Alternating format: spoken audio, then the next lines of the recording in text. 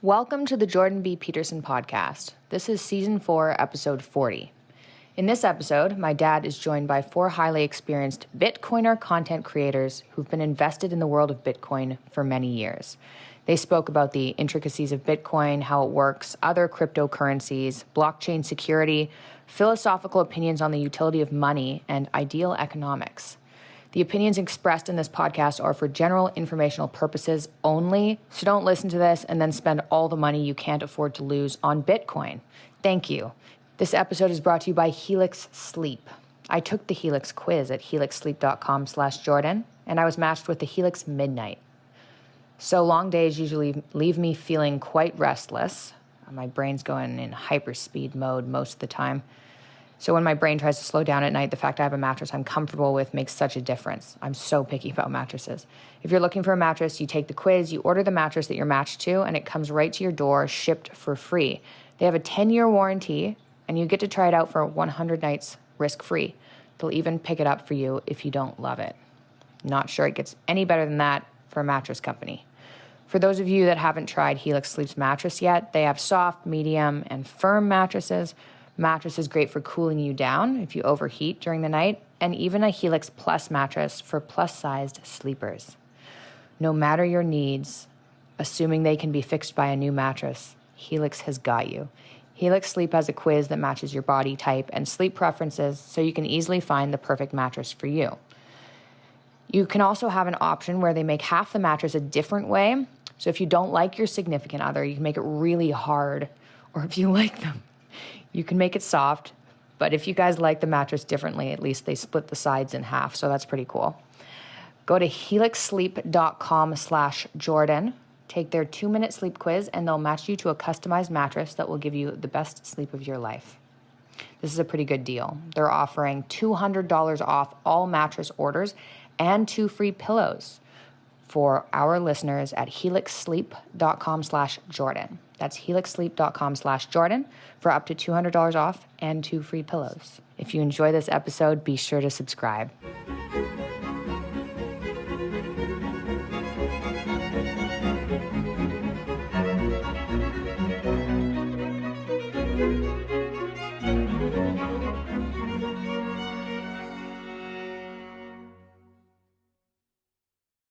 Well, hello, everybody. I'm trying something a little different today.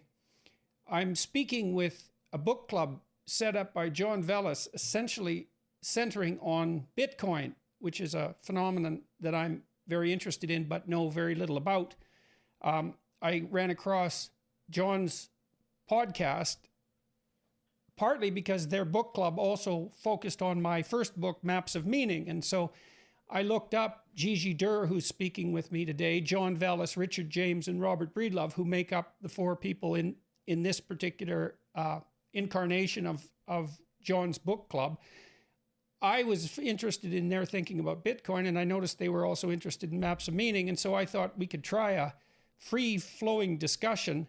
I haven't done a podcast YouTube video with 5 people before, so we're going to see how it goes, and hopefully we'll have an interesting discussion about money, about Bitcoin, about maps of meaning, about maps of value, about languages of value, about information, all of that. So I'd like to introduce Gigi Durr, John Velas, Richard James, and Robert Breedlove. And maybe I could start with Gigi, and you could just introduce yourself, and we'll move from Gigi to John to Richard to Robert. So Gigi, it's all yours.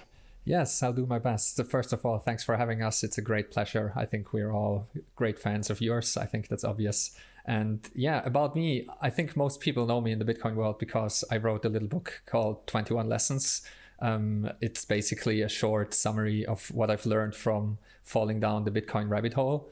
And other than that, I've been involved in the Bitcoin space for a couple of years. And I've learned a lot. I've read a lot about it. And so I try to pay that forward and share it with the community. And I think that's what brought me here. Thanks, John. Yeah, my name is John Vallis, and as you said, Jordan, I host the Bitcoin Rapid Fire podcast. And first, I'll echo what Gigi said. It's a pleasure to be here. Big fan of your work. Have listened to many hours of your stuff, and of course, read your books. I've been focusing in the podcast over the last year on exploring Bitcoin and what it is and what it means, and speaking with all the different people that are involved in it. But as we told you a bit earlier, I've been placing the phenomenon that's been most interesting to me has been the transformations that seem to be occurring in individuals as a result of understanding and engaging with Bitcoin. And it's a very peculiar phenomenon, of course. And so that's why I found it so interesting. And of course, I think there's the book Maps of Meaning, and part of the reason why we explored it in the book club is because I think that provides a framework for understanding that phenomenon better. So hopefully we'll get into some of that today. Yeah, well, part of the reason I wanted to talk to you guys was because when I started looking into what you were doing, I was struck by two things: that there seemed to be a psychological element to your endeavor, but also perhaps to Bitcoin and the Bitcoin community, such as it is. And then also, I was interested in your philosophical speculations about the domain of value. And so we'll delve into that. What have you noticed about individual transformation? And do you think it's particular to Bitcoin? And like, it's a strange thing to notice and to bring up. So maybe you could elaborate on that a little bit. Sure. Well, the answer is yes. And one of the interesting overlaps between your work and you and the changes that are represented in people that get involved in Bitcoin is I think there's a lot. There's a lot of the instantiation of a lot of the things you talk about are represented in the changes we're seeing in people that engage with Bitcoin. And of course, notwithstanding that your work generally, as it permeates out into the culture, is providing people with ideas to chew on, and that causes some degree of change. But what I've noticed in people in Bitcoin is that it rapidly accelerates this change toward taking more responsibility, as it were. Why do you think that is? Well, there's a couple reasons. And I think the other aspect, to sum up and not take up too much time initially here is that it changes people's time preference as well. It changes their relationship to time. And so the first, why I think that is it's a very peculiar thing, but I think the genesis of it is that Bitcoin allows you to own something and to allow you to exclusively own something for the first time ever. And that is the private keys to your Bitcoin. So it's an extreme form of ownership that is not represented in any other domain of life. It's an inherent property right. What difference do you think this idea of unique ownership makes? And then how do you relate that, or if you do, to a difference in time preference? And what does that mean? Well, for one, I would say that because it's the first time to experience something like that, it changes your relationship to responsibility. And I think one of the outcomes from that is it causes you to contrast that extreme form of both ownership and responsibility in that domain to all the other domains of your life where, let's say, there's a dependence that exists. And so this is kind of the idea of freedom that Bitcoin seems to engender, is that when you take complete sovereignty and control over the thing that most reflects, who you are out into the social world at the very least, and that is money. That is the emblem of your time and sacrifice, or what you gain rather for your time and sacrifice. Once you take control over that, I think it provides a very powerful impetus to look at other areas of your life and see where you might establish greater sovereignty and take the responsibility to do that.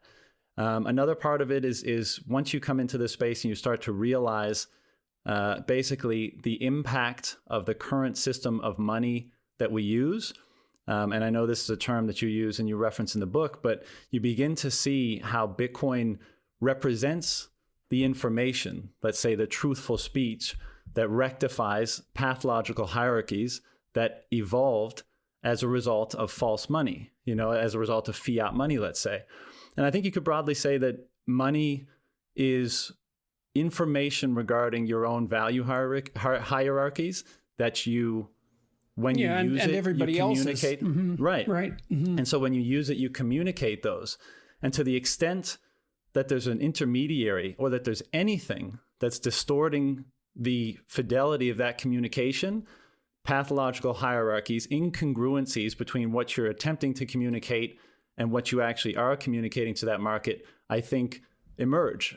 And I think that was what I found interesting about the claims that you guys are making. And I wanted to have this discussion in part to evaluate that claim, to see if there's, to see how solidly developed that idea is, because it's a very interesting idea that in some manner, Bitcoin is provides an incorruptible language of value, preferable to gold, say. So maybe you have to buy the argument first that gold is preferable to a currency that isn't dependent upon something like gold.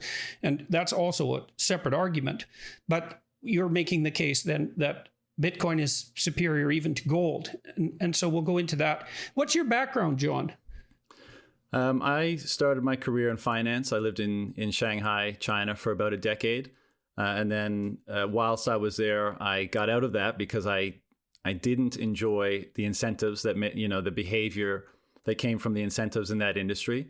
And I went into natural medicine and did a degree in that and worked in that capacity for a couple of years.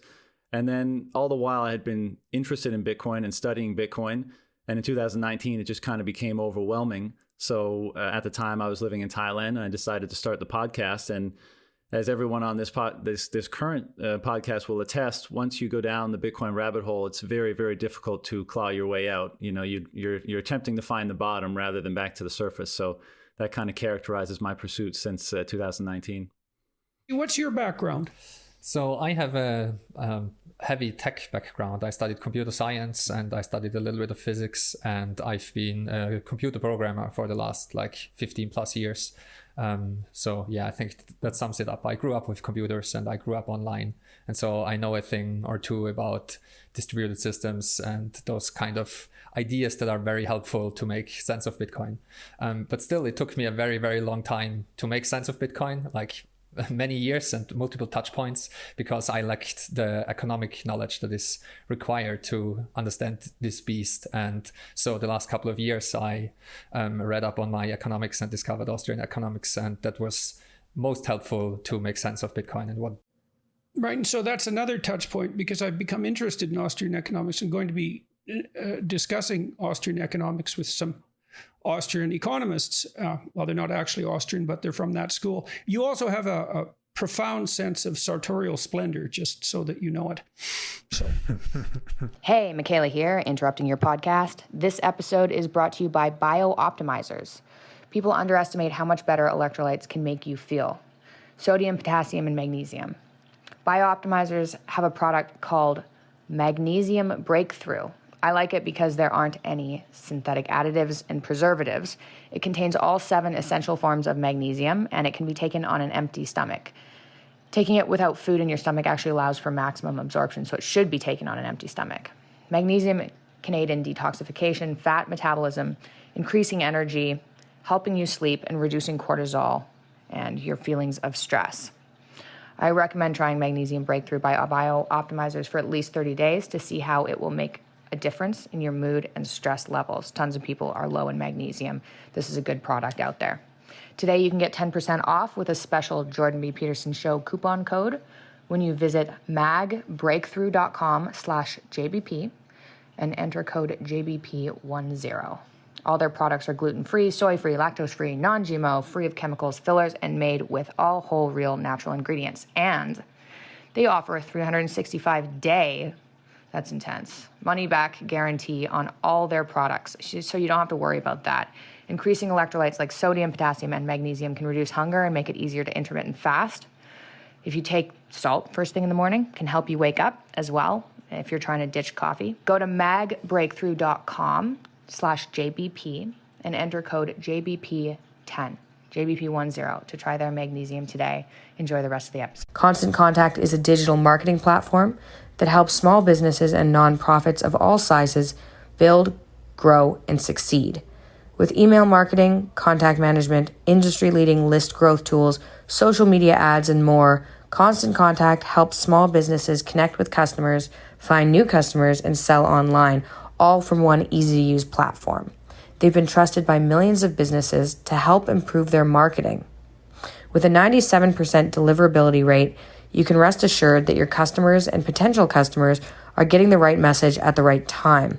With a simple interface, Constant Contact's easy-to-use platform makes contact management easier than ever. Their list growth tools help you find a bigger audience fast. Lead generation, landing pages, text to join, and social media ads are proven to grow your list and drive engagement with your brand. With thousands of integrations, you can sync Constant Contact's tools with the tools you're already using. Richard, over to you. Thanks very much, Dr. Peterson. So, yeah, my name's Richard James. I'm a filmmaker by trade, although in more recent years, sort of have worked in other areas and just been running a small business in a completely unrelated area. But I've had almost a lifelong interest in economics, and I studied that through school and into university, but sort of fell out of love with it, I suppose. I kind of dropped out of economics at university, but yeah, maintained an interest in that. And then I also came across the Austrian School of Economics, and I found that to be particularly eye-opening. And it led me down this path of asking that question of what is money. And as we've already mentioned, gold plays such an important role in that. And I think that understanding gold is the first step to understanding Bitcoin. And so, in the last couple of years, I've sort of turned back to filmmaking and trying to link that interest to Austrian economics and Bitcoin. And last year, I sort of set myself a goal for a project to make a film related to Bitcoin, and it had two particular parameters. One was that I wasn't allowed to spend $1, and it had to cost $0, and the other thing was I wasn't allowed to leave my desk. So I sort of basically put this thing together using content that had already been created by people, working in Bitcoin and talking about Bitcoin. And the film's called Hard Money. It's available free online. So that's sort of been my contribution, I suppose. But I'm more interested in the philosophy of money, the history of money, and in particular the phenomenon of inflation, and the way that links to things like time preferences, as we've already talked about. And also, I suppose, political philosophy and libertarianism, and these ideas that there's a certain way of thinking in Austrian economics called praxeology, which is about human action and the way that really analyzing the way that people sort of pursue. It's very general in the way that they use means to pursue ends. Like that's the very first kind of axiom of the system, and from that we can draw a whole lot of deductions. And it's interesting the way that leads you down an ethical, being able to create an ethical framework as well. And that's where I guess your own work came into it, where, I found myself interested in this libertarian system of ethics or morals, and, Maps of Meaning, I think is essentially a book about morality as well, in that it's a book about how to act. So I found some very interesting parallels there. And what was it about? How would you define the Austrian School of Economics, and why was it of particular interest to you? Well, the Austrian school is, I would say, it's a way of thinking that is about logical deduction rather than empiricism. I think the problem with economics in its current form, modern economics, Keynesian economics, because it's largely influenced by the work of John Maynard Keynes. I think it has a problem where it has this desire to imitate a physical science. It wants to analyze data, get complex in a mathematical sense. But there's a fundamental problem there in that when you're trying to analyze something in economics, we can't set up an experiment and, run a test on a parallel universe. We're dealing with real world, you can't isolate the independent variables, basically. So it makes that kind of analysis fraught with a lot of danger. Whereas the behavioral economists are trying to deal with that to some degree, right? By running actual economic experiments. They're more like psychologists. They are psychologists fundamentally. And the Austrian school takes a very different approach, which is to say, we'll take a certain set of fundamental axioms, and then we'll build our philosophy based on logical deduction. So it's sort of all done from the armchair, basically, rather than trying to validate anything via real world data. I guess the relationship between action and economics and value, I suppose, is that people choose to act in relationship to those things that they value, and that the manner in which they act is actually an indication of what they value. And so money becomes an index of people's value preferences, and value preferences associated with their preferences for action. I mean, that shapes even such things as perception, right? Because perception, we think about that as something that's automatic, essentially, because the world just appears to us in some sense. But you move your eyes constantly and you orient your head so that you can hear one thing rather than another, and you pay preferential attention to one thing rather than another. And you do all of that as a consequence of comparative value. And I was reading a book on Austrian economics last night, and they were talking about trying to define economics. And it struck me that the most suitable definition was something like the science of comparative value. It looks like that's what economists concentrate on. And then money becomes an index of comparative value. And then that leads, well, I'm going to talk to Robert next. I'll get him to introduce himself. But I know Robert has written a fair bit philosophically on the implications of money in general as a signal of value, and of Bitcoin in particular. So, Robert. Hey, Jordan. My name is Robert Breedlove. It's a great honor to speak with you today. I'll just say that your work has had a profound impact on my life that I'd probably struggle to put into words, so I'll just leave it at thank you. I'm a lifelong student of philosophy and economics, although more recently, thanks to Bitcoin, I actually was introduced to Austrian economics. So I've been going down that rabbit hole for the past 4 years. My background before that is I have a master's degree in accounting and finance. I was a CPA for a number of years, so I did tax strategies for high net worth individuals, investment partnerships. From there, I moved on to be pretty much a career CFO focused in technology. And then most recently, I was operating a hedge fund before. Last year, 2020 was transformative for a lot of us. And this quote from H.G. Wells really struck me and resonated. He said that civilization is a race between education and catastrophe. And my realization is that the world is so poorly informed about the socioeconomic significance and even philosophic significance of Bitcoin that it was incumbent upon me to take what I think I see as the solution to many problems in the world and just pour all my energy into education. And to that end, I started the What is Money show. I called it this because I do believe that question, what is money? This is the gateway to this rabbit hole that we've all fallen down. It is the key to unlocking a lot of the untruths in the world. And I think it's also the key to perceiving the corruption that's embedded in our current socioeconomic system, at the core of which is central banking, which I'm sure we'll get into a lot today. I would just, to echo a couple of the things that were mentioned earlier, that question, what is money, has a lot of answers. One of which, as I think you've related in the past, is that money is essentially a contract with the future. And today, fiat currency, it's a violated social contract. So we have a money by which an institution effectively robs our future. They're compelling the demand for this money, and they're violating its supply to enrich themselves and dispossessing everyone else, mostly people economically vulnerable. And to the point about morality, it's like if we don't have a secure social contract in the most important market in the world, which is money, then we can't possibly have a foundation for a sound social morality. So it causes people to be more short-term thinking when your money doesn't hold value over time. You can't plan. You can't create trusting long-term relationships. And then the last piece to that is, with central banking violating the supply of money, they are twisting our perceptions.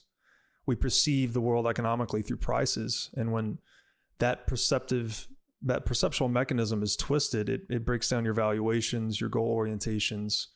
Your trust. Really just trust. Yeah, it really corrodes socioeconomic fabric, social morality, and even individually, to John's point, I think it really breaks us down. And I've experienced that personally in my life. I've kind of flown high and mighty on the fiat currency standard, and I've experienced a certain set of character traits develop in myself, and I've experienced an antithetical set of traits developing myself as a result of studying and interacting deeply with Bitcoin. So can you elaborate on that a little bit? You're making a moral contrast that's personal. There's a story there. I'm kind of curious about it. So, yeah, I made a lot of money quickly at a young age, and I would say that I walked a bit of a darker path where I just thought that I had made it. I had arrived. I would just kind of party and cut up and travel. I didn't have I had lost that deeper sense of meaning or sense of purpose that you speak so eloquently to. And, you don't know it when you're up against it. I still thought that I was doing good things and was more or less a good person, but I was just going further and further off course, becoming more and more short-term oriented, more and more pursuing immediate biological gratification, whether it's, drinking or whatever. And Bitcoin and this rabbit hole just gave me the larger lens, which we talk about time preference. And when we say lowering your time preference, what we mean is we're expanding your time horizons. So you gain a greater sphere of concern, let's say, beyond yourself. And that sphere is made up of space and time. And as you do that, you start to see yourself as increasingly a more humble and infinitesimal piece of the total picture. But somehow it also enriches you to want to really dig into whatever gifts you have and give back to the whole picture. And why do you think the fiat currency versus Bitcoin issue is relevant to that conundrum? We could say it in the very severe original state of nature, where we're all just cavemen running around trying to eat and have shelter. That is an environment with a lot of scarcity, right? There's a lot of economic scarcity because we haven't begun to trade. We haven't created the division of labor and specialization that creates wealth. And I would argue that fiat currency, because it generates arbitrary inflation. So it's artificially magnifying prices in the world. It's increasing prices when prices should be declining as we get smarter. It's actually magnifying the perception of scarcity in the world. And I think that contributes to social divisiveness, up to and including things like cancel culture and other things we see in the world today. I really believe that artificial central bank induced inflation is a corrosive moral cancer on society.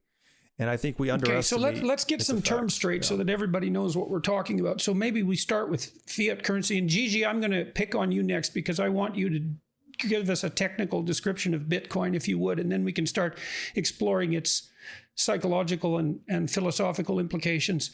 So let's talk about fiat currency. Contrast that with a gold standard of Bitcoin, and then let's talk also about central banking and inflation, and just flesh that out so everybody knows where we're at. That's for you, Robert. Sorry, that's for Robert. I'll get Gigi. I'll turn to you for the technical description of Bitcoin. You'd like me to start with central banking? Sure. Yeah, so to give the very high level description, again, the answer to what is money has many questions or many answers, but one of them is we could say that it's a device for moving value or expressing value across space and time. And historically, it's a technology, right? The free market selects what the best tool for the job is. That's true for essentially every market in the world today, but we've never allowed that to be the case in the realm of money. And the best approximation of that historically was gold. So if we understand that as a technology, money needs to fulfill 5 critical properties. It needs to be divisible, durable, recognizable, portable, and scarce. And I'll gloss over a lot of history, but essentially monetary metals best satisfied the divisibility, durability, recognizability, and portability properties of money. And of the monetary metals, gold was the most scarce. And scarcity of money, so what scarcity means is when demand outstrips supply. But what's unique about money is that demand always exceeds supply. There's never enough, people always want more money, right? It's not like you're going to reach a certain amount of apples in your kitchen and you're satisfied with apples. There's always more demand for money. So we could say that money always has this scarcity property inherent to it. But the market gravitates towards the good that best satisfies those first 4 properties, and then fifthly has the most inflexible supply. So another way to say this is the most inflation-resistant monetary technology tends to be favored by market actors because, as it turns out, surprisingly enough, or not surprisingly, people don't like to get stolen from via inflation. You want to hold the money that holds its rarity and scarcity across time such that no one can dilute you. And That's so what why do you gold regard was. inflation as theft? So inflation, it's just very simple supply and demand economics. If price or purchasing power in the case of money is where supply meets demand, if someone can arbitrarily increase the supply, they can steal purchasing power from the others using that as a store of value. So that's why, again, gold was selected on the market because there was sacrifice necessary to obtain gold. You had to expend time and energy to dig it out of the ground, such that in this game theoretic selection of money, everyone could trust that no one could arbitrarily violate the supply of gold. Because if they could, they would just print gold if you could and steal Right, value. dilute from it everyone with else. silver or something like that, which That's happened right. on occasion. Which they did. Yeah, they've counterfeited gold and any number of things. The problem with gold, though, essentially is that it was great for holding value. Again, back to our original definition, money is a device for moving value across time and space. So gold is excellent at holding value across time, but metals are pretty poor, especially for a globalizing society, at expressing value across space. They're very heavy and difficult to move. They're expensive to move, expensive to secure, et cetera, et cetera. So this is where paper currency was introduced. By abstracting gold into a paper currency, we could now increase its transactability across space. And so long as it was redeemable 1 for 1, right? 1 unit of currency for 1 ounce of gold, for instance, then it maintained its ability to express value across time as well. So we're basically augmenting this free market selected technology to make it more transactable across space and time. The problem with that, of course, is that it introduced the need. First of all, it made money debt. So now all of a sudden we don't have money. We have a paper certificate that's redeemable for money, which is gold. So this paper certificate becomes a debt instrument. And the problem is you now needed to trust the custodian, the bank, whoever's holding that gold. You have to trust that they will not produce paper currency in excess of their gold reserves. Otherwise, they are then the one artificially inflating the currency and able to steal from everyone else. And as it turns out, again, money's like being the most important technology in the world. The temptation to manipulate its supply has proven historically to be essentially irresistible. And banks, which tend to become central banks or nationalized banking operations over time, have always violated that trust function placed within them. Can you give us some recent examples of that? Well, sure. In 1971, the infamous Nixon shock, he took the world off a gold standard. Subsequent to World War II, we held the Bretton Woods Conference, where it was determined unilaterally by the United States that the dollar would be pegged to gold. Every other currency in the world would be pegged to the dollar. So this gave the United States the infamous exorbitant privilege to just basically be able to print whatever amount of money they want, send the world these paper certificates called dollars, and then receive goods and services in exchange. But other countries agreed to this, one, because the US was the dominant military power at the time, and two, because dollars were redeemable for gold. But from between 1944 and 1971, it reached a point where enough countries had lost faith in the dollar that they were asking to redeem their currencies for gold, that Nixon decided to spontaneously close the gold window. So he just moved the world off of a gold standard onto a purely fiat currency standard. And then since that point, actually since 1971 through today, it's been about a 50-year experiment, we have had disastrous socioeconomic consequences across a whole gamut of data. There's a great website to this effect I would just encourage listeners to check out called WTFhappenedin1971.com. And we've had obesity, suicide, addiction, clearly global debt to GDP has exploded. It just points towards the devastating force that is arbitrary inflation. So yeah, I hope that answers it. Yes, go ahead. Can I just jump in for a sec? Before we move on, we're talking a lot about value, and I think, Jordan, you mentioned something earlier that I just wanted to pull the string on a tiny little bit and you talk about this in your work, but in order for value to emerge, right, we need to define limitations. So things are defined by their limitations. And as a result of that, we're able to separate them, right? So things emerge out of the void. Their limitations allow us to separate them. Then the problem is, how do we order them, right? And then so that is how these value hierarchies emerge. And the internal measuring stick we use to order things is our own limitations of time and energy. So for a very basic example, if I'm going to look at the lamp, then I'm excluding everything else that I could look at. I'm devoting my time and energy resources to look at that lamp at the exclusion of everything else. The opportunity cost is infinite to anywhere you place your limited resources. And so the journey or the evolution of money, of finding a money, has been to try to find something that mimics our limitations, that mimics the sacrifices that we make when we bestow value on something. So value. Why would you say mimics? Well, because we want something to reflect the same limitation. You know, when we're bestowing value on something through our sacrifices, that's basically what value is. I'm sacrificing my time and energy and perception to focus on one particular thing. If I want to express that out into the external world, the ideal way of doing that is to find something that is similarly limited as my own resources. So that's interesting. So so money, I mean, it's obvious in one sense that money is a reflection of human value, but I hadn't exactly thought about it as a form of mimicry. So what we want is an arbitrary external agent that's mobile across people that signifies what people value, of course. So that signifies the value structure. Why sacrifice?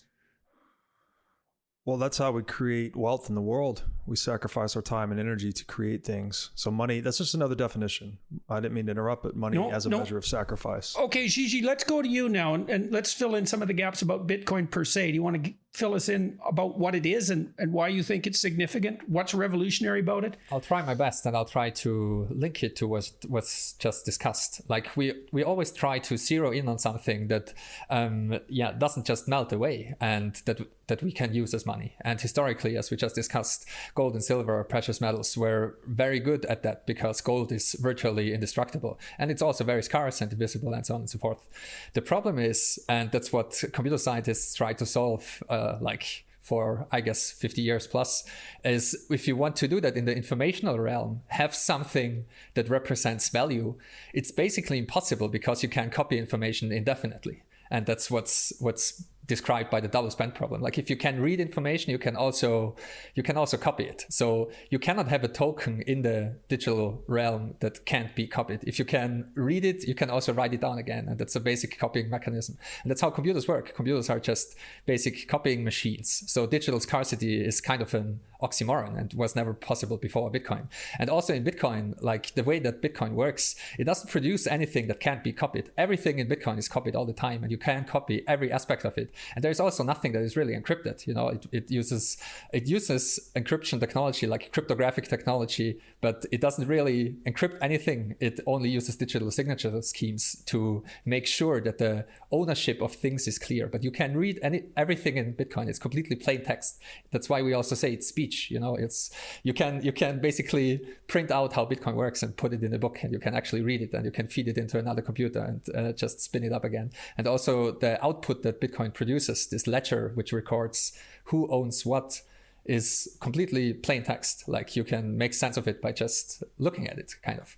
And so we have this problem that historically we found physical artifacts to represent this value. Gold coins, for example. And the gold coins, they speak for themselves. Like whoever has the gold coin is in possession of this value, this stored value. Someone else put work into it to extract the gold first and foremost. And after exchanges, you know that whoever earned this gold coin or also stole it, like it doesn't matter. Whoever has this bearer instrument, whoever has this gold coin is in possession of some value and can redeem it, go to society and redeem it. You can, like, whatever goods and services you want to have, you can exchange your gold coin for that. And in the digital realm, doing that without any trusted third party before Bitcoin was impossible because of this double spend problem, because of the nature of information that you can't have any token that can't be copied. So what Bitcoin actually does is it is this play, kind of. It is this intricate dance of computers all around the world that spin up a system that checks and verifies copies of this ledger, and it makes invalid copies useless. So you can copy it and you can kind of transform the copies as well. But everyone who participates voluntarily in this game agrees to certain rules, and the rules say that we only accept valid copies according to the rules that we signed up to. And this is what makes all this possible. And what comes out of it is simply so a list. It's an unbreakable contract of trust. Yeah, it's like unbreakable is a really big word, and everything in Bitcoin works kind of probabilistically, including like cryptography itself. It's basically, it makes use of an asymmetry that some problems in our universe are very hard to solve unless you know the exact solution to it. So that's basically all, like the root of all cryptography. Like if I know the secret, I can decipher the message instantly and very easily. But if you don't know the secret, you will have to guess every possible secret. And this is where this asymmetry of power comes from. So cryptography is inherently defensive. And this is what Bitcoin makes use of as well. Like if you don't have my private key, you cannot spend my Bitcoin, period. Like the heat death of the universe will come first before you will be able to do that. And this is the power of Bitcoin. So can you get extremely simple and describe what Bitcoin is? Yeah, that's the 21 million Bitcoin question. I'm afraid there is no simple answer. Like the best I can give you is it's basically, you can think of it as a shared Excel sheet, like a shared ledger that simply attests to who owes what to whom. Like it has a list of, these are the 21 million Bitcoins that we have, and John owns some and Robert owns some, and it's a list of transfers. So it's a list of transactions. And if you add all this up and make sense of all the transactions, it's the what is recorded is from the genesis of Bitcoin up to the present moment, everything that happened in the Bitcoin ecosystem. And so that's what makes it trade exactly and ownership. That's what makes it so trustworthy. It's like it's a computerized accountant. It's keeping track of who owns what and who owes who what, and it's distributed everywhere so no one can corrupt it. And you can't get access to anyone's store because their key is encrypted in a way that makes it impossible to break. It's because everyone holds their own keys in the best case. Like I hold my own keys and you don't even know, like you can't associate my Bitcoin addresses with myself. That's also why I'm an invisible man. So a lot of Bitcoiners take care about their privacy, and that's a big topic in the Bitcoin world as well. And so there is simply no attack vector. You cannot invade all the homes of all the Bitcoiners across the world and steal their private keys. And that's what you would have to do to break the whole system. So the security is distributed in the sense that the security is at the edges, and the system itself is insanely resilient. And what enables this trust is exactly as you have said. It's transparent and it's radically distributed. Everyone has a copy. So I can check it for myself from the very first block, like the genesis of Bitcoin, up to the present moment. I can verify everything myself. Right. So it's completely transparent. It's completely distributed. There's no centralized authority. It can't be cracked. It can't be stolen. It doesn't inflate. It can't be inflated. It isn't subject to, at least so far, to any form of overt administrative control. So let me ask all of you guys a question. Maybe John and Richard can chime in this because they haven't spoken too much yet. So one of the questions might arise, especially in relationship to Robert's comments, is that we switched to a fiat currency back in 1971. And obviously you guys are no fans of fiat currencies, but we do have money and it does work. It still stores value. We can still spend it. And so I would say, please tell me why I'm wrong, or if I'm wrong, or if you agree. The American dollar has been the currency of record essentially since 1971, perhaps since before that, despite the fact that we've switched to a fiat exchange system. And my sense is the reason that people use the American dollar is because the judgment of the world is that, by and large, the social structure of the United States, social and economic structure of the United States, is such that it's more reliable than any alternative. And so people trust individual Americans in some sense. They trust the trusted interrelationship they have with each other. They trust the emergent social institutions. And as a consequence of that, they're willing to put the same kind of faith into the dollar that you guys put into Bitcoin. And so that's working. And so what's the problem exactly? And is there something wrong with my reasoning?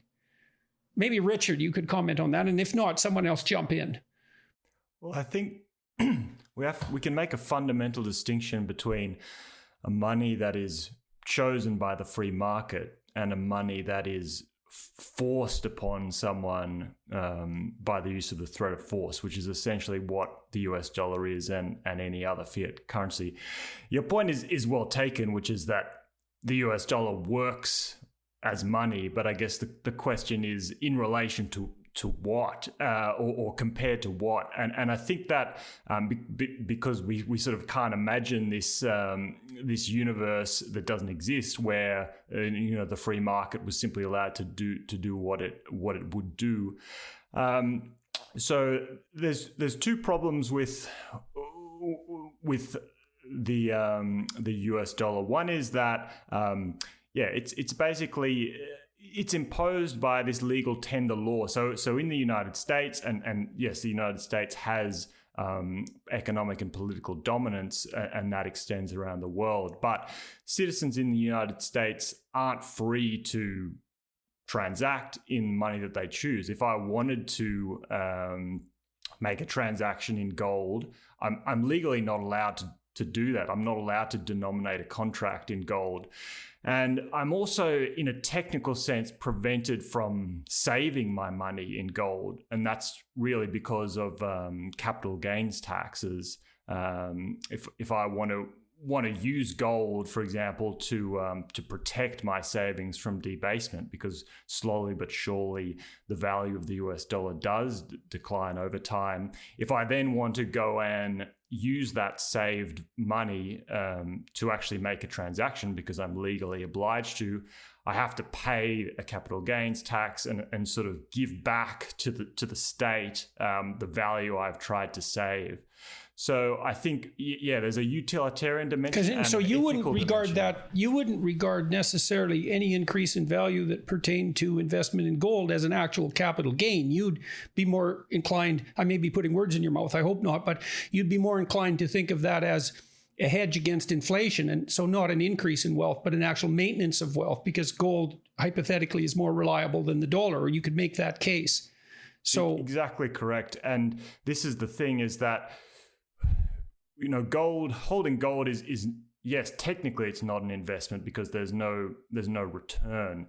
But the other interesting thing is that things that we put our money into these days that are investments, such as real estate or shares and things like that, most people are only doing that in an effort, not to earn a real return, but only to sort of offset the loss of value that comes from the slowly depreciating currency. So, that's part of the problem of having a currency where the supply constantly inflates, is that people aren't able to simply save money in a simple sense. They're not able to hold money. They have to take that money and invest it and take on the inherent risk in investing simply to maintain their purchasing power over time. And then that's basically, that purchasing power is taken away from them again when they try and rotate out of that investment back into money. Okay, so let me ask you a question about that. So maybe I could make a case that, because we're all interdependent, whenever I generate wealth, I generate it as a consequence of my interdependence with other people. I wouldn't be able to do it on my own. I'm dependent on the infrastructure. I'm dependent on the government. Or at least I have the advantages that those things provide me. And so could I not make a case that if I've managed to accrue a substantial sum of excess capital savings, that it's reasonable for the rest of society to expect me to allow some of that to inflate away as a tax on my hoarding, as a consequence of the fact that part of my wealth is generated as part of a shared endeavor? Because, you could posit a wealth tax, right, that might address inequality, so that there's a 2% wealth tax or something like that on fortunes over $500 million. And so they decay with time to restore that hoarded wealth back to the general community. What do you think of an argument like that?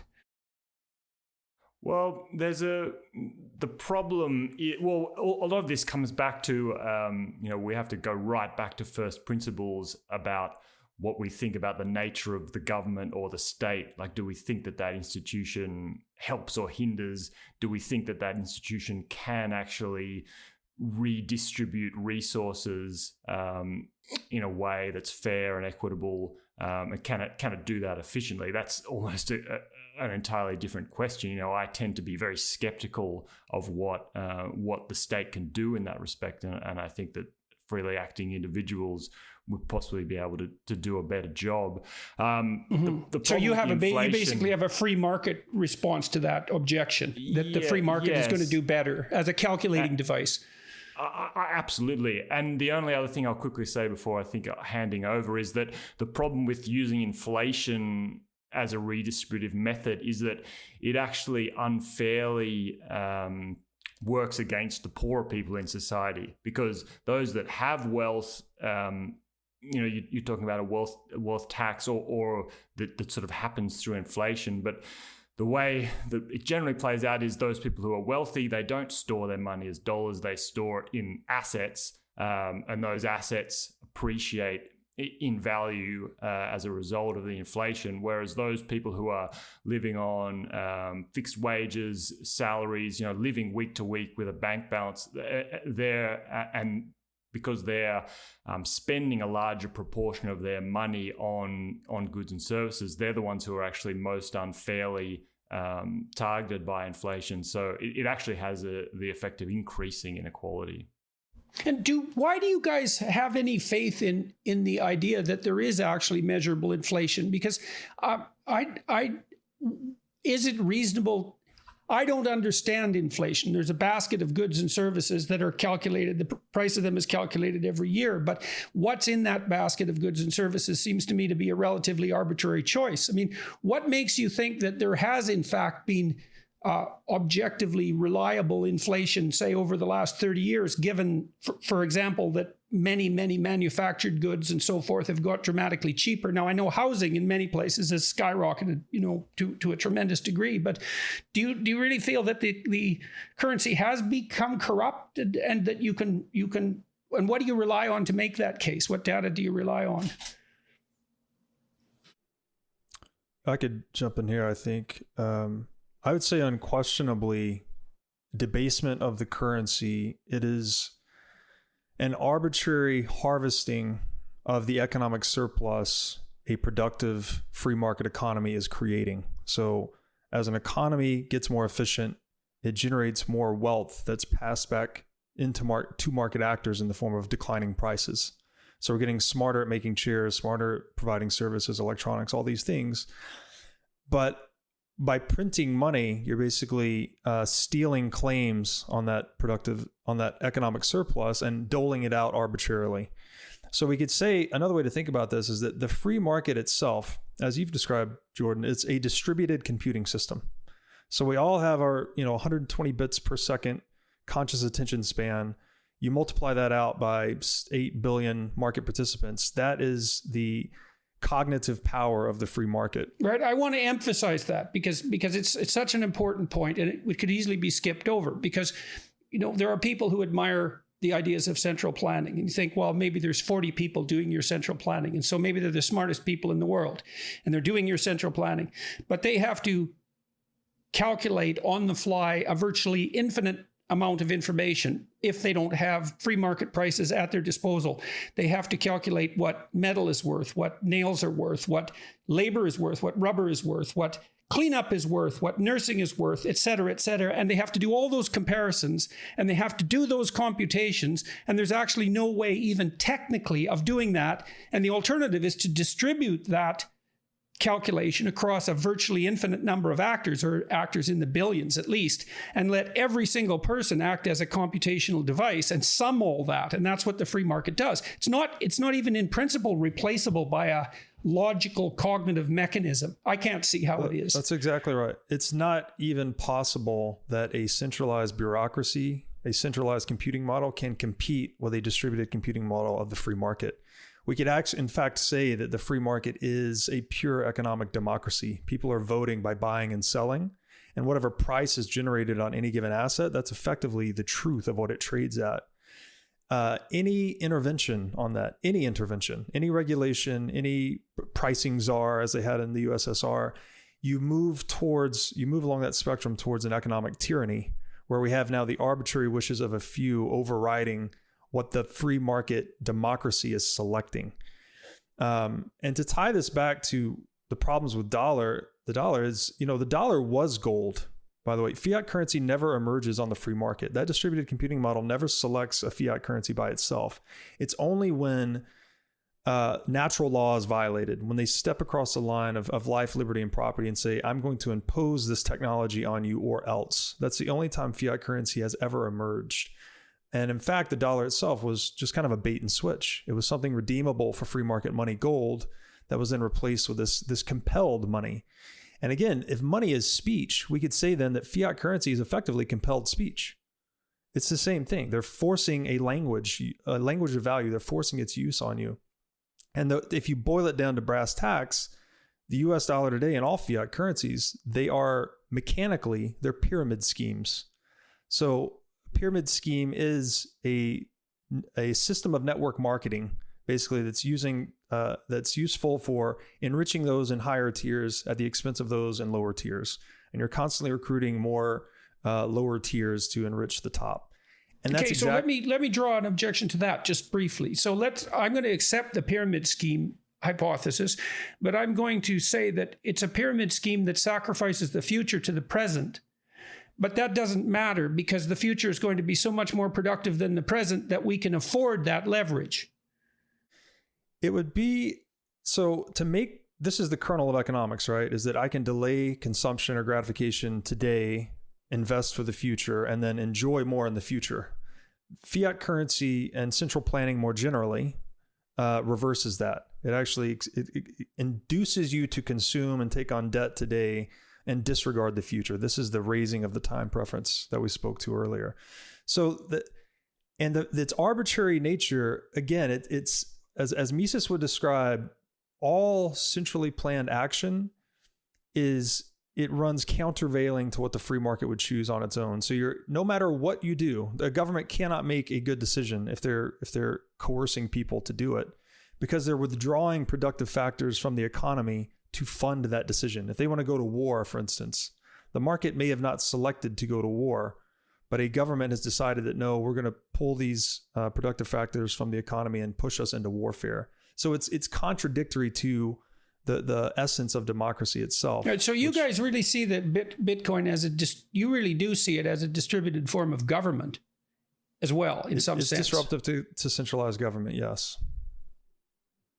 Yeah, and I think one of the elements of inflation, and again, this is the string back to what we were talking about earlier, and I do think it is a fundamental point to make, but if money is how we express our sacrifices and therefore our values into the matrix of value hierarchies that exist in the market, then inflation is doing so without the commensurate sacrifices that everyone else needs to make into it to allow them to communicate that to the market. And so this is where the idea of pathological hierarchies is applicable, is because a naturally emerging market where the fidelity between one's actions, one's choices, one's valuations, and the signal that they send out into the market is pristine, and I would make the case that's what Bitcoin represents.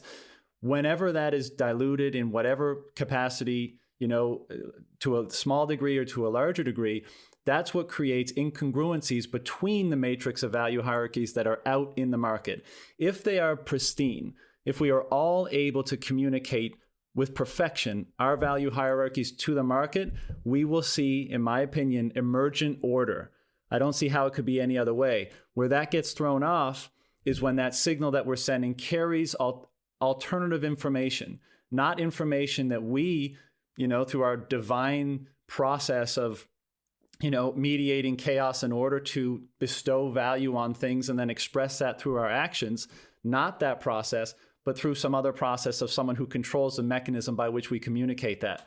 And so inflation is changing the relationship between the matrix of value hierarchies without the commensurate sacrifices, and that is what creates pathological hierarchies, and that's what creates, you mentioned, the inequality and the divisiveness and stuff. Why do we allow this? We're not going to degenerate into conspiratorial thinking, and I'm always wary of any conversation that involves they, an external actor. Like we've allowed this as a global community, and if what we've done is flawed in the manner that your analysis indicates, why have we allowed it to happen? I could say who benefits, and we could go there to begin with.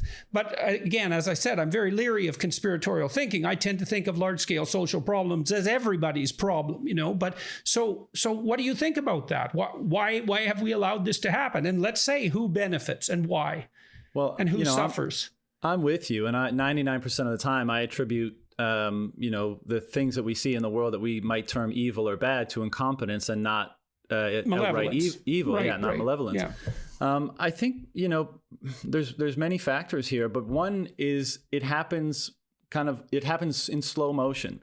And so people end up not being able to see it. For example, like you would say today, hey, I got my iPhone, I got Netflix, we're talking on Zoom, things are good and right in the world. And I know oftentimes you discuss not to, discredit, not to go out and try to change the world, not to be too critical of the state of the world, because the order that we experience is almost miraculous. But I would say that there's an element of that may cause you not to see how things have become disordered. I mean, it's difficult to see that. And so when we talk about the disruptive effect of inflation that I just alluded to, a lot of people have a difficult time seeing that. We can objectively isolate problems that are going on in the world, inequality and social problems and, all the craziness that we see in the world, and we attribute that to fill in the blank cause. Whereas I think what we attribute most of that to is the disordering that results from this fractured congruence of value hierarchies that are being communicated in a market. That's where I think most of that comes from. But it takes time to play so out. It's a form of faulty information. Right. And we are leveraging right now, or we are still benefiting from the order, the structure that was imposed as a result of, let's say, being on a gold standard and the political and social dynamic that fosters.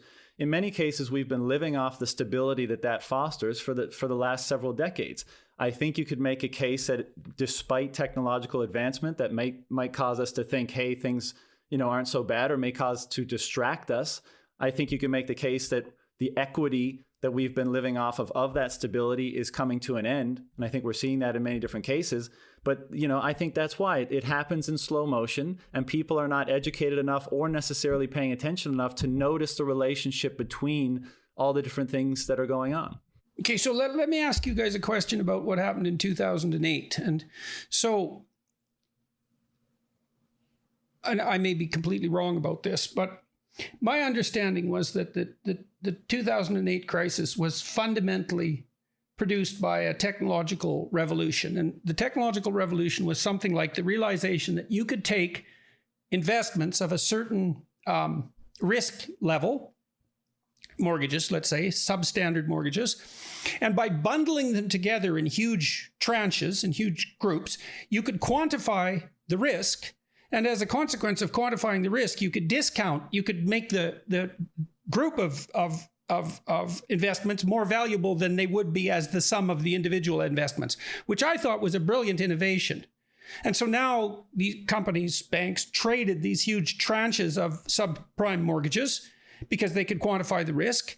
And that means that could be accounted for financially. And so the risk was ameliorated. And the flaw was, well, no one realized that doing so en masse would increase the probability that housing prices would become correlated across time, across huge geographical regions, for example, across the entire United States. And so the housing market could collapse all at once. But you could make the case that was actually a flaw in the free market computing prowess, because a technological innovation came along, warped the entire system, and then what had to happen was the political system had to rescue it. And so I watched that and I thought, well, was the political system embedded in the economic system, which is, I think, the argument you guys are fundamentally making, or is the economic system embedded in the political system? And what's wrong with my analysis of what happened in 2008? Wasn't it the case that the market was rescued by the political actors? Is that incorrect? It's the arsonist putting out the fire. Sorry, go ahead, Rob. Yeah. No, I could start, and you guys feel free to jump in. So I would first encourage you to look into what's called the Eurodollar system, which is essentially this. We control the pyramid scheme in the U.S., the domestic dollar supply, but there's this offshore derivative system where everyone's trying to peg the dollars that the central bank doesn't control. That's actually been considered to be at the root of the 2008 crisis, and then this was kind of a cover story. But if we just get back to error, so we could say risk is error, right? So there was this embedded risk that we thought we had calculated and contained. But what was actually happening is, because we have centrally planned money, it's pushing hidden risk into the economy, right? Because the free market distributed intelligence being defined as error correction, it's mitigated by the central planning of money. So these hidden risks accumulate, and that's why we've had increased volatility since 1971. We have these huge economic booms. We print a bunch of money. Inflation runs hot, but so do assets. Everyone thinks they're doing really well. And then we have these catastrophic retracements back to economic reality. And actually, that's because incremental reaction to risk is not being implemented. That's what you'd expect, right? We're diverging perceptions from reality, effectively. So even the correction in March 2020, that was the sharpest liquidity collapse in the history of markets. It was faster than 1929. So we would expect, as more fiat currency, which is artificial liquidity, is pumped into the system, it's further distorting this economic perceptual faculty and creates even more volatile boom and bust. This is the Austrian business cycle theory in a nutshell. And the only way to resolve this is to let the free market clear errors. That's what it does. That's what consciousness does too, by the way. So you can think of the free market as our interconnected consciousnesses mediated by the price signal. When you disturb the price signal, our consciousnesses become divided and we have increased errors and blow-ups. Well, that's why I suggest to people that they don't engage in deception, because they distort the value signals and they warp their own consciousness. It's a very dangerous thing to do. That's right. Because you only use deception That's exactly what money does. That's exactly what fiat money does. Fiat currency is a living lie. That's it in a nutshell. And maybe to bring this home, the question you asked could also be rephrased to pick a more an example that people might be familiar with. You could also ask, was the drug addict or was the person suffering from alcoholism saved by the alcohol because he suffered withdrawal? And that's a very similar question. And then you could argue, yes, we gave him the substance and he survived, so it was a good thing, and he made it through. But what would actually be necessary is kind of, that's not the cure. You would need to quit cold turkey. And that's what Bitcoiners are arguing, or just in general, people advocating for sound money are arguing, that we need to get off the fiat standard that can be arbitrarily manipulated and manipulates the price signals, manipulates the whole economy. Okay, so that's a fundamental tenet of Austrian economics, is essentially that central planning in relationship to the monetary supply that isn't informed by incremental free market decisions produces error that accumulates and produces cyclical booms and busts. That's very interesting, because there is a psychological analog to that. That psychological analog to that is failure to react to error when they're committed incrementally, to store the errors up, which compound across time, and to collapse. And the oldest myths, some of which I talk about in Maps of Meaning, talk about, for example, the reemergence of Tiamat in the Mesopotamian myth, which is the consequence of corruption accumulates and produces catastrophe. It's the flood myth idea, essentially. So the business cycle theory in Austrian economics is a recast of the flood myth and the Tower of Babel. Is that right? Because those are the two parallels, the two mythological parallels. Tower of Babel is administrative overload, essentially, and the corruption of systems, and the flood is, the catastrophe, the downside of the natural catastrophe, I would say. So yeah, well, I think you hit on one of the main points of this discussion generally, is that truth is represented across scales. Maybe that's a part of the definition of truth, is that you can see it across scales. It's represented in different forms. It's certainly part of the definition of deep truth. Right. And so Yes, definitely. when we look at maps of meaning, I think this is part of the reason why we're so interested in talking about it, is because we take those truths that are seemingly entirely unrelated to markets and money. It's all about mediating the forces of nature, the structure of reality in conjunction with the social relationships that constitute life, and trying to figure out what behavior is the most optimal balance between the two. And I think we could carry that over to money and markets. And well, it's funny because, maps of meaning could have been called maps of value. And obviously money is a map of value, but I hadn't drawn the analogy between a map of value and money. Although Right. in retrospect, that seems like an obvious thing to do, which is why I got interested in your idea about incorruptible money. Yeah. And so you think of incorruptible money as computationally advantageous, essentially. That's the basis of the idea. Yeah, and I think, again, to pursue this, I think Bitcoin is the regenerative hero in different form. It takes the forces of nature. It digs into chaos, into pure entropy, into pure energy, and let's say mathematics, and spits out the greatest form of order that we as human beings use in the social realm, which is money. And it does so in the archetypal way, in the maximal possible way of doing so, and it does so in an incorruptible manner. And so if you take if you take those things, you could easily, that could easily have been talking about the regenerative hero as described in maps of meaning. And I think it's represented in Bitcoin. It's instantiated in Bitcoin. And that's why it's having such a revelatory effect on provides people. a really weird bridge between the objective world and the world of value too, doesn't it? Because all the computation occurs in that's objectively real. And that objectively real incorruptible computation produces an unerring signal of value, or that's the theory at least. Okay, so let's talk practically for a bit. So and then we'll return to the central discussion. I mean, Elon Musk has recently objected to Bitcoin on the basis of, and maybe is this a flaw?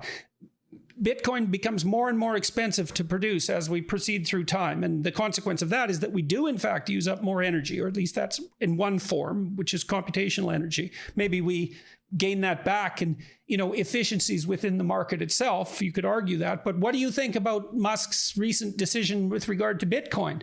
I would love to jump in on that because I have written about that extensively. And I think what you said is exactly right, that Bitcoin is a map of value, so to speak. And what's so interesting about Bitcoin is that Bitcoin is both the map and the territory. And as I've said before, in the informational realm, we cannot link we cannot link the map to the territory. You cannot do it. Like if you have something in the real world, writing something down about it, you will always have to trust the person that wrote it down. And what's so ingenious in the world of Bitcoin is Bitcoin uses the only thing you can do with information, which is to transform it, to anchor it to the real world. So this is what proof of work does. That's what the energy expenditure is for. And the energy is used for various things. So it's used to secure the system. It's used to distribute new coins. It's used to make sure that the history becomes incorruptible. So it also secures the past. So it does a couple of things. It also makes sure, it even decentralizes time itself, which sounds kind of weird, but it's very hard to keep a decentralized system synchronous because of relativity and other effects. So if you wouldn't have something like physical proof of work, you would need to trust a central authority in terms of time, because the order of things, like the order of transactions, needs an absolute order of time. And all these things combined are solved by the proof of work system that Satoshi Nakamoto introduced. And so the energy expenditure, the basic question becomes, once you realize that, the basic question becomes, is it worth it? And society in general, That is the word. That's the question. Society in general asks this question about all kinds of things, like, are cars worth it? Are smartphones worth it? Is the internet worth it? All these things, they take up a lot of energy. And Bitcoiners argue that Bitcoin is definitely worth it for the sound money aspect alone. Musk is determining by fiat that it isn't. Well, instead of letting the market decide. It's very hard to decipher what Musk meant with his recent comments, because Tesla is still holding a lot of Bitcoin on their balance sheet. I think it's about $2 billion worth in Bitcoin, and they don't intend to sell any. And so, like it's a political game So let me ask you this: if you guys are right, tell me if I'm leaping somewhere I shouldn't be here. But what should happen is that whatever energy is expended in the production of Bitcoin and the maintenance of the system should be more than recouped by the increased efficiency of every system that used Bitcoin as a transactional device. And so there'll be a net energy gain, not a net energy loss, if you calculated it across the entire system. And so it's a mistake just to look at the cost of generating Bitcoin in the absence of considering the efficiencies that Bitcoin would produce. And the same is true for gold as well. Like it takes a lot of energy to extract gold from the ground. And historically, society in general answered this question in the affirmative. Yes, it's way worth it. Like it's worth to dig this up. And right, but there were limits, right? Because once the ore becomes insufficiently rich, at some point you stop refining it. So there's a limit. But according to your logic, at least, the limit on the energy expenditure that Bitcoin produces should be produced by the market response to Bitcoin, not by some fiat judgment about whether or not it's like ecologically sustainable, because that's just a guess. And the best indicator that we have for ecological stability is going to be cumulative free market decisions, even though those aren't necessarily very good. They're better than anything else we could possibly generate rationally. And just to clarify one point, and then I'll let Robert dig into this. Bitcoin doesn't take energy because the production of Bitcoin takes energy. The production of Bitcoin, it's an emission schedule, so it's constant. We know when the last Bitcoin will be mined. It's going to be around in 2140, and it doesn't matter how much energy you expend. It won't go quicker. It won't go slower. So if you dig harder for it, it will be harder to find. And if you stop digging for it, it will get easier to find. So that's the genius invention of the difficulty adjustment. So there is no one-to-one link of Bitcoin production and energy expended. The energy is used for different things, for its security, for example. And Robert, I think you want to say a few things. Yeah, I'll try to dovetail and tie some things together. So the general tenet here is there is no value in money without sacrifice. There has to be an energy expenditure to secure the supply of money or the network of money. That's what ensures against its corruption, basically. Mm-hmm. And if we zoom out even, it wouldn't cost anything. That's right. And someone would just arbitrarily suck value out of it by printing it, right? That's what the central bank is designed to do. So if we zoom out a little further, we could say the entire purpose of the world economy is to increase collective energy efficiency. That's why we are trading and specializing. Yep. That's what profits are, actually, right? It's an indication that we've energy we've satisfied a want more efficiently. And that rewarded profits to the entrepreneur that then invites more competition, more production, et cetera, et cetera. So back to John's point, the entrepreneur, this is the individual element that courageously faces the chaos of nature, right? With his skin in the game, his own capital plans, et cetera, trying to convert it into good and useful order. The entrepreneur is the living hero myth. And that's what the free market honors. It honors the sacrifices that entrepreneurs go out into the world and make for us, whereas something like a bureaucracy is antithetical to that. So to get back to your point about why central banking, how did we allow it to happen? I boil it down to this, is that even the entrepreneur, he's pursuing something for nothing. He's trying to find a way to satisfy wants more cheaply, more efficiently, to enrich himself and to enrich others. That axis you talk about between chaos and order, good and evil, right? We're all pursuing something for nothing, but there's a point where you can cross that axis into the domain of evil, where it's intentionally harmful to others to benefit ourselves. I think that's what central banking has done, right? It's the entrepreneur wants something for nothing by figuring out how to provide a good or service, but so does the central bank.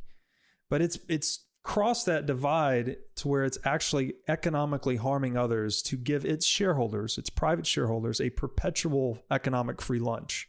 It has no sacrifice in the money creation process. It pays a dividend to undisclosed shareholders. It's a parasite on the productive economy, effectively. And I would say that no one is better than their incentives. Right? It's not like, how did we let this happen? It's like there was just an attack vector on gold. There's technological shortcomings of gold that allowed it to be corrupted. That's how we got the central bank built on top of gold. So I think by introducing Bitcoin, a money that's really hard to steal, in terms of inflation or confiscation, it pushes us to be more hardworking as a society, because that is the only profitable strategy. We become entrepreneurial. Whereas if money is easy to steal, like it is under the central bank model via inflation, we slide towards kleptocracy. Right. And that's what you see. Even Elon, he's very close to the fiat currency. I like the we terminology press a lot better, because it does, you make a case there. You make a case for a kind of technological inadequacy, is that as a species, we haven't been able to generate a sufficiently incorruptible language of value. And that has produced all sorts of negative consequences, some of which you're outlining. It's a problem that we all have. Okay, so practically speaking, guys, Bitcoin, it's not easy to spend. You can't go into a store and spend it. Like, it doesn't have that portability that you described, Robert, as a cardinal element of a necessary currency. And it isn't obvious to me that it's been rapidly moving in that direction, but that may be a mere consequence of my ignorance. Or my time scale. Maybe it'll happen in 10 years, and that's virtually instant from a historical perspective. I mean, do you think Bitcoin can leap the gap between its, what would you say, somewhat store idiosyncratic exchange? Yes, that's right, exactly. Can I just hop in real quick on the last point before we answer this, and then we'll get to it? But Jordan, you mentioned is this energy expenditure and the environmental issues around Bitcoin, is it worthwhile? Right. And as you said, the market is the best thing to determine whether something is worthwhile or not. I tend to think of our impact on the planet not as the planet in isolation, but as in human flourishing. I mean, isn't that what we should be looking at when we talk about the environment? Not just is the natural world harmed in some way, but is our relation. Otherwise, we're just talking about maximizing someone's ideological perception. Right? Exactly. This is what the environment should be. Right. So I think our question should be, what is basically the ratio between the consumption of resources and the human flourishing that it nets? And I think that money, because it's the thing that allows you to determine the relative worthwhileness of everything else, it means that there is nothing more important than that object. So whatever the free market selects as the money, the resources used to instantiate that, to perpetuate it, are definitionally worthwhile because it permits the relative valuation of everything else downstream of it. I just wanted to get that piece out. Yeah. A fair point. If I might jump in terms of you can't go to the corner shop and spend your Bitcoin, I would say, that's a fair criticism, but that was true 20 years ago for e-commerce and other technologies. So it happens gradually then suddenly. That was the same criticism, was what am I going to do with a smartphone? What am I going to do with the internet? Electricity. It doesn't work yet, and electricity, a lot of Bitcoiners or some Bitcoiners like to use this metaphor because Bitcoin is also a network and electricity is also a network. So you have network effects and they take a while to grow, but Bitcoin is very usable already, and there are a lot of people already living on a Bitcoin standard. So they are earning Bitcoin, they are spending Bitcoin, they're using Bitcoin day to day. Currently, because we are still in this early adoption phase, and Bitcoin is an exponential technology built upon other exponential technologies, so it lives on the internet and it uses smartphones and other devices that are exponential in nature to propagate itself. Then it will just take a while until it is ubiquitous. But I think also it is unstoppable, just like the internet was. The internet dematerialized all kinds of things, and it just took a little bit to play out. And Netflix wasn't possible from day one. And video Zoom calls that we are having right now weren't possible from day one. And very similarly, Bitcoin is evolving and building itself up in layers. And currently, its main use is as a censorship resistant money. If you are not allowed to have a bank account for whatever reason, Bitcoin serves you very well. And if you want to have a long-term store of value, Bitcoin is an excellent choice of store of value as well. And just look at the data, historically, year over year, Bitcoin compared to the US dollar gained 200%. So if you put some money in Bitcoin, if you have done that in the past, you are better off than having money on the bank account or under your mattress because of the inflationary nature of fiat currencies that we discussed. And I think it will just continue to evolve just like the internet did, and people will find it useful for various different reasons. And now you regard it as unstoppable. And so on what basis do you make that claim? Why do you believe that? Bitcoin is pure information. It is pure information, and also the system that is running it, like the asset itself, is pure information. I can store 12 words in my head, and I have Bitcoin in my head, literally. So it is very useful in that regard. That's what makes it what makes it virtually resistant to nobody can take it away from you. Like if you secure it properly, Bitcoin has certain properties that allows you to make sure that you and only you can spend the Bitcoin. And on the system side of things, the Bitcoin network itself, it's just computer code. And so it's just information. And we as a society are very good at making sure that important information that various people regard as important, survives. So we often like to compare Bitcoin to other informational texts, just like the Bible, for example, that outlast empires, because it is very hard to destroy pure information if it is distributed well enough.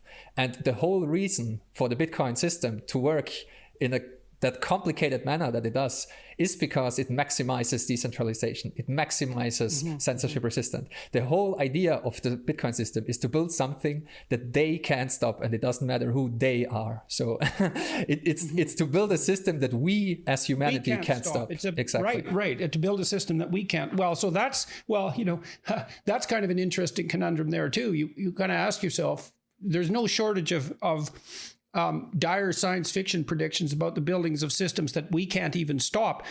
Downsides to Bitcoin. Well, how about the facilitation of criminal activity, underground criminal activity, for example? And like if you guys put your heads together and you had to critique Bitcoin as a social danger, what would you say? Oh, there's definitely the criminal element, which seems immediately relevant. I would say it's the same as with every powerful tool. Like a chef's knife is a very dangerous weapon, but you can also prepare beautiful meals with it. And we have to kind of make sure to wield these powerful tools directly. But it's also kind of, like the genie's out of the bottle. We kind of have to, just like with the internet, like the internet and every other technology before it, it's just a tool. It can be used for good and bad. And there's plenty of crime facilitated online as well. And, I don't even want to go into bank robberies and cars that were early adopted by bank robbers so that they can run away faster. So I think that would be my answer to that question. And Jordan, just very quickly on that one, in your writing and such, you detail how the religious traditions, particularly Christianity in our case, have informed the legal system. And one of the very special ways that it's done so is that it sanctifies the sovereignty of the individual, even if that individual has obviously committed a crime. They are given the right of due process. They are presumed innocent until proven guilty. And this is a technology that fundamentally sanctifies the sovereignty of every individual. And what they choose to do with that sovereignty is their choice. Yes, right, as a but society, you're also account. making a case, all of you, that the very act of Bitcoin sanctifying the sovereignty of the individual is actually tilting individuals towards doing something good rather than something bad.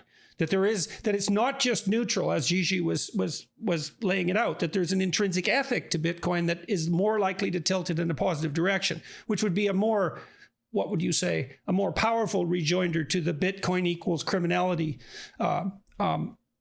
criticism. So the question is that's what I'm trying to wrestle with here is, okay, so let's accept your proposition that Bitcoin is an incorruptible currency. And that seems fair enough. I mean, I can't come up with an obvious rejoinder to that. And then, so that means that we have an incorruptible language of value that enables us to make better decisions. Well, we do use money to make decisions. I mean, sometimes when I'm trying to decide whether I'll do one thing or another, I'll do the thing that makes more money because I can't decide any other way, right? It's an obvious way of picking one thing over another when they're relatively commensurate. Other people seem to value it more because they'll pay more for it. So it's actually helpful as it's a helpful cognitive tool, pricing, obviously, because it simplifies decision-making to a tremendous degree. So it's integrally involved with decision-making. You could make the case that in an economy or in a market that's properly constituted and structured, i.e. people's expression of their values is not corrupted, that you following that signal of something being more financially rewarding is moving toward the good.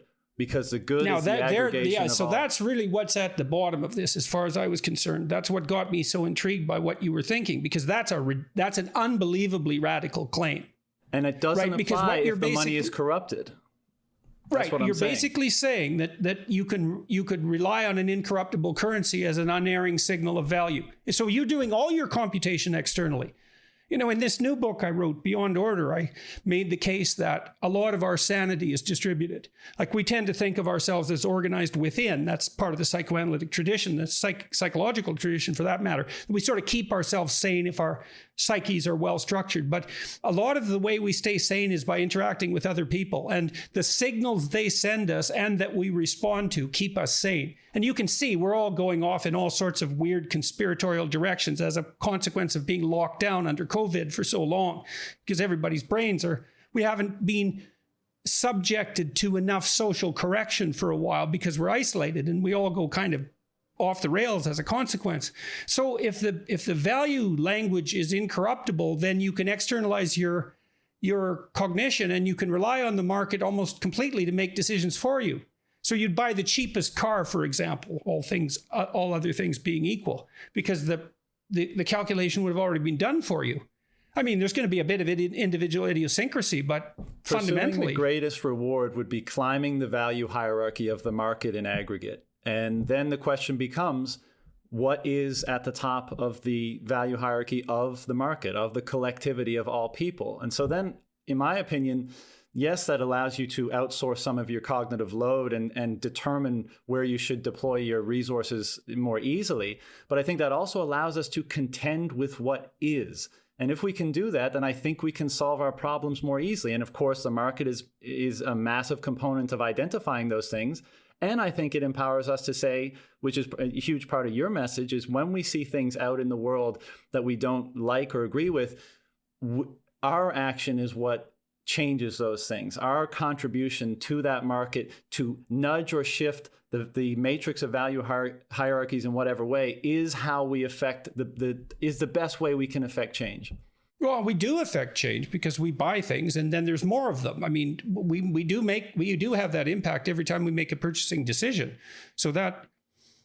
And part of this, I would just add that, so sovereignty itself, it's the generative source of sovereignty. It is the logos, right? So as you've described in your work, we first had thought, I guess you could say, then we had action, then we developed speech to describe our actions.